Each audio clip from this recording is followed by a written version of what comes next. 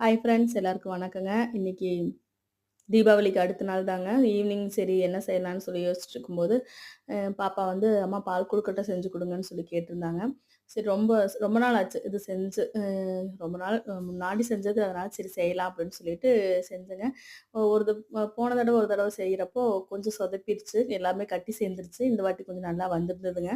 அப்புறம் பிள்ளைகளுக்கு எல்லாருக்கும் குடுத்துட்டு, அம்மாவுக்கும் குடுத்துட்டேங்க.